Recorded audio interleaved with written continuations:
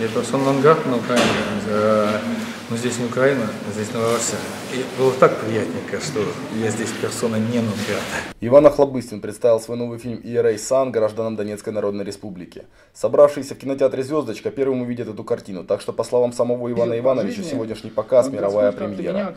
Как отмечают создатели, сюжет картины должен вдохновить граждан Новороссии и сказать им, что русский мир поддерживает их всеми силами. Но прежде всего, этот фильм вы действительно увидите первым. То есть это вот нигде, вообще нигде не показ. Чудом нам удалось у моих сопродюсеров его забрать, но и то из уважения к Новороссии.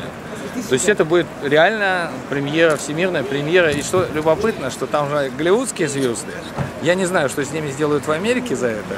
Про японского священника, который в Ярославской глубинке оказался, и из течения судеб. Там снята вся русская история, как ну поймете, как японская, а вся японская, как по-русски, как мы похожи внутренне по подходу к тому, что главная победа – это победа над собой. Иван Охлобыстин помимо картины также привез памятные подарки участникам народного ополчения. Поздравил присутствующих на премьере Моторолу с супругой, которые пришли видеть долгожданную картину по сценарию Ивана Ивановича. Представив свой новый фильм «ERA Sun», выдающийся российский теле- и киноактер Иван Охлобыстин посетил Кафедральный собор Донецка. Едешь обычно к людям дорогим и которых хочешь поддержать. Самым важным для себя. Я верующий христианин православный. Для меня причастие – это вершина духа. Я счастлив, что вот удалось привести чашу, что верующие православные христиане Донецка будут причащаться из чаши, которую привез я. И по чиновнику служится литургия. Кино привез, чтобы как-то компенсировать людям вот эту экстремальную ситуацию, чуть-чуть снять стресс, потому что мы все люди, все понятно, короче говоря. Для нас это было приятно. Поддержка и духовная, и, как вы видите, он для нас принес чашу. Он привез эту чашу как дар и для священнослужителей, и для прихода Донецкой епархии. То есть люди будут приходить, причащаться из этой чаши святых тела и крови Господней, которая является в это нелегкое время. Это сейчас самая большая для людей поддержка и моральная, и духовная. После Иван Охлобыстин с супругой, которая сопровождала его визит в Донецкую Народную Республику, отправился в Свято-Преображенский кафедральный собор, где преподнес служителям храму чашу для святого причастия, а также чиновник, который будет служить в литургии.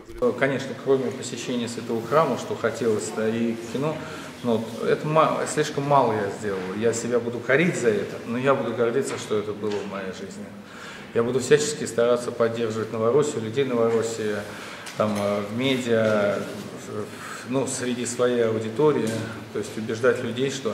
Но их убеждать не надо, на самом деле у нас все люди на вашей стороне. Подобные проявления солидарности очень важны для жителей Новороссии, которые могут наблюдать, что их веру в светлое будущее и абсолютную уверенность в справедливости своих действий поддерживают представители братских стран.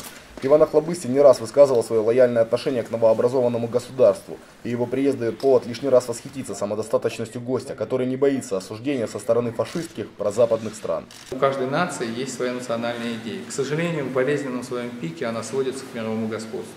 И только у русского народа эта национальная идея противоположна наоборот. Эта национальная идея заключается в том, не допустить реализации национальных всех идей всех остальных народов. Чтобы свет Господень был представлен во всем своем спектре, чтобы никому не было возможно захватить весь мир и подчинить себе.